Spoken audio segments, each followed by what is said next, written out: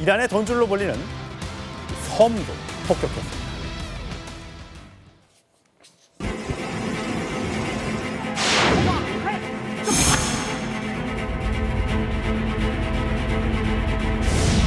The situation with Iran is moving along very rapidly.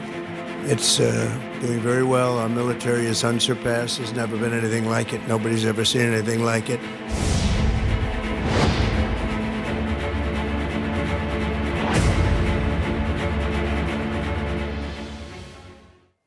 예, 미국의 파상 공세, 계속 될 것으로 보이죠. 자, 이란의 이 북쪽에 있는 이 섬입니다. 작은 섬, 울릉도의 한 3분의 1 정도밖에 되지 않는 이 하르그 섬을 미국이 폭격을 했다고 합니다. 자, 문성문 센터장님, 이 하르그 섬이라는 곳의 지정학적 어떤 중요성 뭐가 있습니까? 예, 그럼 이란 영해에 있다고 그래요. 크기 그리 크지 않은데 산호초로 구성이 돼 있고 지반이 굉장히 단단하기 때문에 일찍이 저기에 이 석유의 인프라, 이 터미널을 만들었다고 그래요. 그러니까 이란의 모든 석유가 거의 여기로 집중이 돼서 정제를 해서 해외에 수출하는. 그렇습니다. 그러니까 유전과 이 송유관으로 연결이 돼가지고 이란에서 수출하는 원유의 한 90에서 한 95%가 이 하르그 섬을 통해서 나간다고 그래요. 지금 전쟁이 발발한 지가 2주가 됐는데 그동안 수천 개의 표적을 타격을 했지만 하르그 섬은 놔뒀거든요. 네. 트럼프 대통령이 어제 밤에 우리 보도된 바로는 오늘 밤에 무슨 일이 있는지를 봐라. 굉장히 중요한 걸 보게 될 것이다. 그랬는데 이게 바로 하르그 섬이었습니다. 그렇군요. 근데 이제 트럼프 대통령 말에 따르면은 군사 시설을 완전히 파괴했다. 그러나 석유 인프라는 품위 있게 그냥 놔뒀다. 그런데 호르무즈 해협의 통행을 계속 방해하면 이걸 타격을 하지 않은 것을 제거할 수 있다라고 지금 이란을 압박하고 있는 것이거든요. 그래서 저기는 뭐 어떻게 보면 이란 이 경제의 심장부라고 할 수 있고 지금 전쟁 지속 능력을 완전히 박탈할 수도 있는 그런 것이 바로 하르그 섬의 석유 인프라라고 그렇군요. 생각을 합니다. 김재영 의원, 보니까 지금 이제 트럼프 대통령이 SNS를 통해서 공격한 지금 화면 장면을 보고 계신데 보니까 이게 활주로 같은 데다 폭격을 저렇게 보면 활주로 같아요. 저기를 때림으로써 저 섬을 완전 마비시키겠다 이런 건가요? 맞습니다. 아까 지금 이제 이게 미 중부사령부가 공개한 영상인데 잘 보시면 이제 비행기 이착륙에 필요한 활주로의 중앙 부분. 저런 데를 공격을 하게 되면 비행기가 이착륙 못 하겠죠. 그리고 이제 주기장이 있는 부분, 이런 부분을 주로 타겟으로 했고요. 또 한 가지로는 이제 하르그 섬에 있는 뭐 대공포라든지 다른 중요한 군사 시설도 사실 공습 목표에 다 포함이 된 걸로 보여집니다. 트럼프 대통령의 의도는 일단은 첫 단계로 하르그 섬의 이제 군사 시설을 좀 정리하는 그런 거고, 또 다음 옵션은 이제 정말로 그 하르그 섬에 있는 원유 저장 시설이라든가 아니면 원유 이송 시설이 다음 군사 목표가 될 가능성이 높아 보입니다. 가뜩이나 지금 기름값이 올라가고 있는 상황에서 저렇게 이란의 석유 시설을 때리게 되면 또 그 국제유가는 어떻게 될까요? 이란 하르그 섬 모든 군사 목표물을 완전히 파괴했다고 트럼프 대통령이 직접 밝혔고요.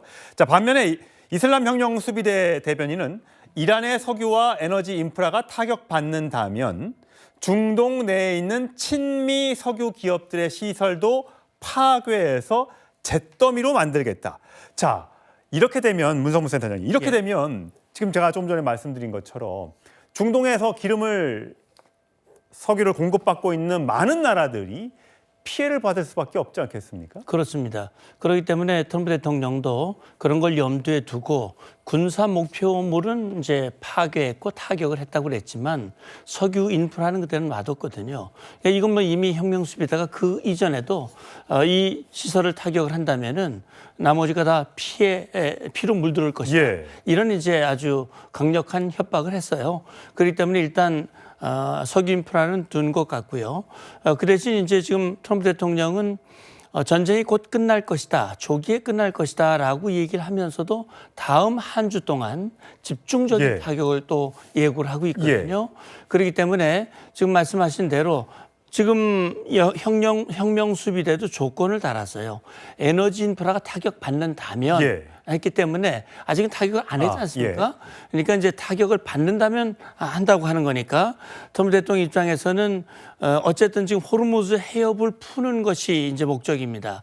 그래서 아마 다음 일주 동안 호르무즈 해협을 위협할 수 있는 이란의 중요 미사일 지대함 미사일이라든지 여러 가지 관련된 드론 시설 뭐 이런 것들을 집중적으로 타격을 해서 지금 얘기가 나오는 대로 정말 이 유조선들이 지나가는데 호위가 가능한 다시 말하면 항행을 보장할 수 있는 그런 여건을 만들려고 하지 않을까 하는 생각을 합니다. 예, 김정희 의원. 지금 보니까 정확하게 누구의 소행인지는 알 수 없습니다만 이란의 소행일 것으로 이란 추종 세력의 소행일 것으로 추정되는 미사일이 이란이 아닌 이라크 바그다드에 있는 미국 대사관 헬기 이착륙장에 떨어졌다고 합니다. 예, 맞습니다. 그래서 뭐 일부 SNS를 통해서 영상도 좀 공개가 됐는데요. 그래서 참고로 말씀드리면 이제 중동 지역에 이제 미 대사관이 여러 군데 있지만 이 이라크에 있는 대사관이 이제 뭐 전 세계에서 제일 크다라는 얘기도 나옵니다. 지금 이제 영상으로 나오고 있는데 보면은 이제 건물 옥상에 무언가가 이제 불타고 있죠. 그래서 제가 이제 추정하기로는 지금 이제 이라크 주재 미 대사관 같은 경우에는 이런 친이란 세력들의 군사 공격에 대비해서 이거를 요격할 수 있는 일종의 대공포 체계를 갖고 있습니다. 근데 지금 불타고 있는 건 보면 그러한 대공포를 운용할 때 사용되는 그러니까 예를 들어 소형의 드론이라든지 이런 것들을 탐지할 수 있는 레이더가 좀 공격을 받은 거 아니냐. 좀 이런 얘기들이 지금 흘러나오고 있습니다. 예, 보복과 반격이 계속해서 이루어지고 있습니다. 트럼프 대통령은 앞으로 한 주 동안 매우 강하게 타격할 거다.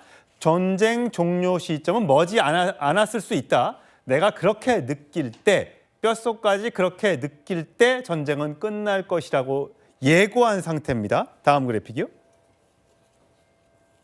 자, 그런데 과연 이 이란의 미군의 어떤 지상 작전을 수행할 만한 병력이 투입이 될 것인가 안 될 것인가 굉장히 관심이 높았는데 일본에 배치되어 있던 강습 상륙함 해병대가 중동에 급파됐던 소식이 들어오고 있습니다. 자, 일본에 있는 해병대가 중동에 급파됐다. 이건 지상전의 개시라고 봐야 하는 겁니까? 예, 미군 측에서는 뭐 지상전의 개시로 해석하는 거에 대해서는 언급을 하지 않았습니다. 그러니까 지금은 뭐 지상전 가능성 자체를 트럼프 대통령도 그렇고 완전히 배제하지는 않았지만 지상 작전이 개시됐을 때 입게 될 여러 가지 피해라든지 또 그걸로 인해서 트럼프 대통령이 더 곤경에 처할 수도 있기 때문에 그래서 이게 원정 부대의 파병이 어떤 특정 목표를 뭐 상륙하기 위한 것인지 아니면은 조만간 개시될 호송 작전에 투입이 될는지 뭐 그 임무는 여러 가지 가능하다 그럽니다. 재난 구호도 되고 피해 복구도 되고 여러 가지 임무를 수행할 수 있는 또 강습 상륙함이 이제 함께 가기 때문에 상륙부대니까요. 상륙을 한다면은 어떤 목표를 향해서 정말 상륙을 할지 이런 것들이 다 열려 있어서 적어도 이란 군사 당국에게 압력을 줄 수 있는 저항의 의지를 꺾는데 좀 도움이 될 수 있는 그런 움직임으로도 해석할 수 있겠습니다. 이 앞으로 일주일 동안 전쟁이 더 거세지겠다고 예고한 상태라 이란의 반발도 만만치 않을 것 같습니다. 외모가 훼손된 상태라는 주장인데 직접 들어보시죠. We know the new so-called not-so-supreme leader is wounded and likely disfigured. He put out a statement yesterday, a weak one, actually, but there was no voice and there was no video. It was a written statement. 자, 김정희 의원. 그러니까 모지타파 하메네이가 육성이 아닌, 그러니까 대변이 국영방송 등을 통해서 어떤 메시지를 내고 있는데 본인이 안전하다고 생각하면 멀쩡하다고 생각하면 본인이 직접 나와서 뭔가 메시지를 발표했을 때 그렇지 않다 보니 미국의 입장에서는 부상을 당했고 외모가 훼손됐을 가능성이 있다. 겁에 질려 있다. 도망 중이다. 뭐 이렇게 얘기했는데 이 말이 사실일까요? 사실 이제 모스타파 하메네이는 지금 이란의 최고 지도자가 되기 전부터 부상설, 사망설이 계속 나왔었어요. 그래서 이제 미국 워싱턴에 이제 뭐 우리로 치면 국방부, 미국은 지금 전쟁부라고 부릅니다. 전쟁부를 출입하는 기자들, 그다음에 이제 백악관을 출입하는 기자들이 사실 이제 미 정부 당국자들한테 많이 물어봤었어요. 정말 무스타파 하메네이가 부상을 당한 것이냐, 아니면은 죽은 것이냐. 그런데 이제 공식적인 답변을 안 내었다가 이제 이 미 전쟁부 장관이 얘기를 꺼낸 걸 봤을 때는 좀 이런 목적이 있다고 보여집니다. 그러니까 지금 이제 이란의 최고 지도자 그리고 이슬람 혁명 수비대에 대한 약간 메시지가 있다고 봐요. 그러니까 당신들이 뭘 하는지 우리는 하나하나 지금 지켜보고 있다. 그리고 당신이 그 제거의 대상이 될 수 있다. 약간 저는 경고 메시지로 좀 많이 좀 해석을 하고 있습니다. 예. 문 센터장님, 만약에 이게 실제로 어떤 그 신상의 변화가 있다거나 그랬으면 앞으로 이제 큰 이란에도 큰 그 명절 같은 게 있을 텐데 그럴 때 나와서 뭔가 모습을 보여주지 않는다면 이란에 있는 그 혁명 수비대나 이런 쪽에서 뭔가 동요가 일어날 가능성도 있는 겁니까? 예, 그렇게 봐야 되겠죠.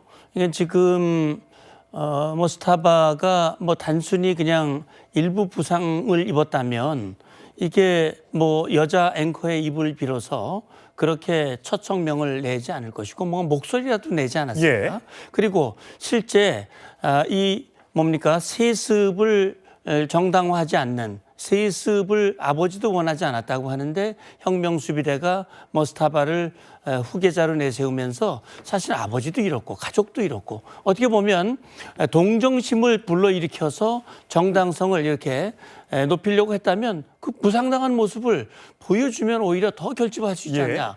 그런데 그런 걸 보면 이 헥세스 장관의 이야기가 상당히 설득력이 있어 보이고 이스라엘 그 총리 네타냐후 총리는 그런 얘기를 했어요. 호소합이다.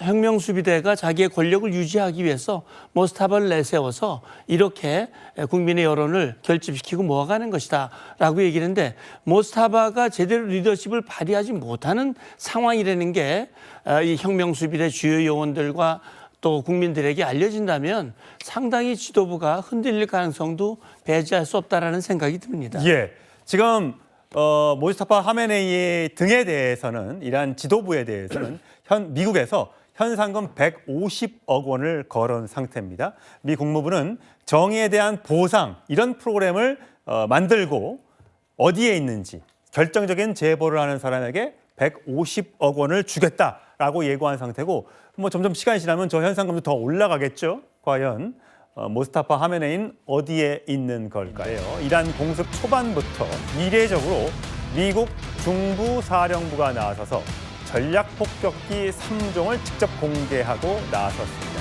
침묵의 암살자라는 별명을 갖고 있는 B-2 폭격기를 비롯해서 사실상 현존하는 모든 미군의 전략 자산을 총동원해서 이란의 주요 군시설을 집중 타격하고 있습니다.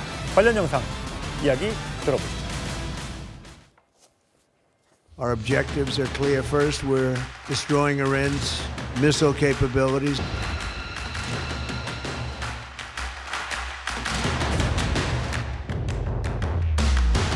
And you see that happening on an hourly basis.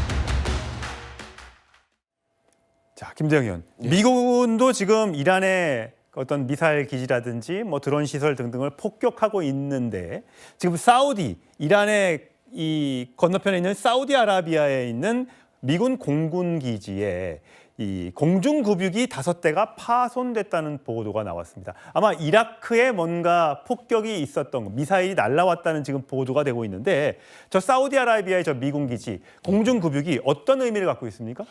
지금 그러니까 미국과 이스라엘이 진행하고 있는 이 군사 작전 같은 경우에는 좀 한 가지 특징이 있습니다. 그러니까 공습에 동원되는 상당수의 전투기들이 사실은 이란에서 좀 떨어진 곳에서 지금 작전하고 있습니다. 왜 그러냐면 이제 이란이 탄도미사일 보유량도 많고 자폭드론이 많다 보니까 그런 공격에 어쩌면 이제 출격하기 전에 공격을 당할 수 있다라는 문제가 있었기 때문에 그래서 이제 이 미사일 방어 체계가 잘 갖춰진 좀 떨어진 곳에서 대부분 이륙을 합니다. 또 한 가지로는 이제 지난 2월 28일에 이제 전쟁 발발하고 나서 미 본토에서 많은 폭격기들도 날라왔습니다. 근데 이런 폭격기들이 한번 날라오려면 공중급유를 수차례 받아야 돼요. 예. 거의 마지막으로 이제 공중급유를 받는 구역이 아무래도 이제 사우디아라비아, 이라크 이쪽이 많을 겁니다. 그러다 보니까 이제 미 군 입장에서는 이 사우디아라비아에 이제 공중급유기를 많은 양을 배치를 시켜놨는데 지금 문제가 그런 이제 미사일 공격에 의해서 뭐 이란 쪽에서는 뭐 공중급유기가 파괴됐다 이렇게 얘기를 하고 있지만 실제 이제 미군 관계자들은 뭔가 이 미사일이 떨어지면서 폭발하면서 파편이라든가 이런 것들에 의해서 일부 좀 고장이 일어난 것 같다라고 지금 얘기를 하고 있거든요. 예. 다만 이제 미국 입장에서 봤을 때는 이번에 약간 뼈아플 수가 있습니다. 지금 왜냐하면 좀 먼 곳에서 계속 전투기나 폭격기들이 날아오기 때문에 공중급유가 줄어들게 되면 예. 작전에 또 제한이 생기죠. 예, 그런 문제들이 있기 때문에 이거는 좀 이란이 뭔가 노리고 일종의 보복 공격을 한 것이 아닌가 좀 이렇게 보여집니다. 그렇군요. 자, 공중급유뿐만 아니라 자, 전략 폭격기 영상도 미국이 공개를 하고 있습니다. 관련 영상 보시죠. 예, 자, 문성무 센터장님, 지금 저게 B2 스텔스 폭격기인데 미군에서 저 장면을 공개했어요. 저게 이륙하는 장면인지요? 예. 네, 그렇죠. 이륙하는 장면이라고 생각이 되는데요. 그 B2 스텔스 폭격기는 작년 미드나잇 해머, 심야의 그 망치 작전, 이란의 세 개의 핵시설을 뭡니까 관통탄, 예. GB-57이라고 하는 관통탄 역사상 처음으로 사용된 것이죠. 그걸 실어 나를 수 있는 전략 폭격기가 B2뿐입니다. 네. 이 B2는 스텔스 기능을 가지고 있고요. 그래서 이번에 미국이 이란을 타격하는 데서 제1의 목표가 핵시설이거든요. 예. 이 핵시설 또 미사일 기지 이런 것들이 다 지하 깊숙이 들어있기 때문에 그걸 타격하기 위해서는 B2의 무거운 이 관통탄, 관통탄을 벙커버스터? 네, 벙커버스터죠. 관통탄을 장착하고 와서 떨어뜨리는. 예. 네, 이 과정에서 필요한 게 공중 급유 기능인 그렇군요. 것이죠. 예. 자, 김정희 그렇다면 지금 이 B2 스피릿이라고 보니까 공중급유가 가능하고 멈춤 없이 전 세계 작전을 수행할 수 있는 이 압도적인 폭장량을 자랑하는 이 B2 스텔스 폭격기가 이게 뜨면 이란에서 이게 포착은 됩니까? 사실상 불가능합니다. 저는 이제 실제로 B2 스피릿 폭격기를 본 적이 있는데 지금 이제 보시면 화면으로도 아마 나오고 있는데 지금 이제 이륙하는 거는 아마 이제 미 본토의 화이트맨 공군기지에서 이제 밤에 이륙을 해서 이란으로 이제 공중급유를 수차례 받고 이란으로 아마 진입하는 그런 영상을 이제 보여주는 것 같은데 보면 이제 B2 스피릿 같은 경우는 옆으로 길죠. 예. 그래서 이걸 아마 이렇게 세웠을 경우에는 지금 우리가 녹화하고 있는 이 채널 A가 예. 있는 이 건물 높이 정도 되지 않을까. 그러니까 제가 어림적 추산해 봤을 때는 예. 그 정도 될 걸로 보여지는데 크기가 어마어마한데 실제 레이더에 잡히는 거는 뭐 이런 얘기가 있습니다. 야구공만 하다 혹은 구슬만 하다. 예. 이제 그런 정도 되면 레이더가 무시해버려요. 거기에 더해서 한 최대 18톤의 폭탄을 탑재할 수가 있습니다. 그리고 실제 이제 미국에서 한번 그런 걸 테스트한 적이 있었는데 82개의 GPS 유도 폭탄을 달고 실험을 한 적이 있어요. 그래서 이제 B2 같은 경우에는 82개의 각기 다른 목표물에 폭탄을 떨구는 능력이 있습니다. 그러면 일례로 이란의 공군기지를 만약 대상으로 한다면 공군기지 하나를 거의 쑥대밭으로 만들 수 있어요. 저 한 대로? 예, 그 정도로 좀 무시무시한 화력을 자랑을 하고 있고요. 특히 뭐 지난해 미드나잇 해머 때도 사실 불가능하다라고 생각했던 이란의 핵시설 파괴에서도 사용이 됐었고 이번에는 특히 이제 고중량의 벙커버스터를 달고 지금 이란의 핵시설들을 타격하는 작전을 지속적으로 지금 하고 있습니다.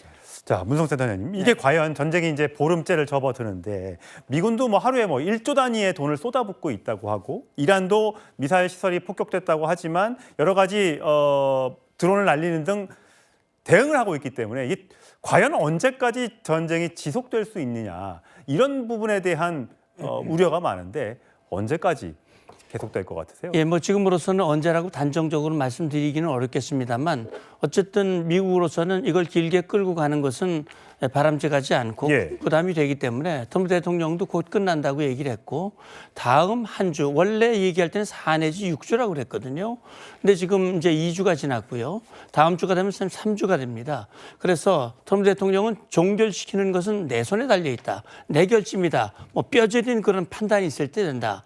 근데 저는 이것이 그다음에 이제 중요한 것은 이란의 저항이 언제까지 얼마나 강하게 지속될 것인가 하는 것인데 이제 전쟁이라고 하는 것은 능력과 의지가 있어야 됩니다. 근데 지금 이란의 능력이 거의 이제 바닥을 이제 가게 되고 있고 의지는 강하지만 지금 트럼프 대통령이 현상금을 붙이는 것은 그 의지마저 꺾겠다고 하는 것이거든요. 그런 차원에서 트럼프 대통령의 결심과 거기에 대한 이란의 반응 이것이 맞아 떨어지는 그 순간이 전쟁이 끝나는 시간인데 그게 과연 수준의일지 아니면 그보다 더 길어질지는 좀 지켜봐야 될 것 같습니다. 트럼프 대통령은 계속해서 이란이 협상하자 항복을 선언하려는 듯한 뉘앙스를 보이고 있다라고 계속해서 밝히고 있습니다만 이란은 또 정반대의 이야기를 하고 있어서 우리가 누구 말을 더 믿어야 할지 좀 헷갈리기도 합니다.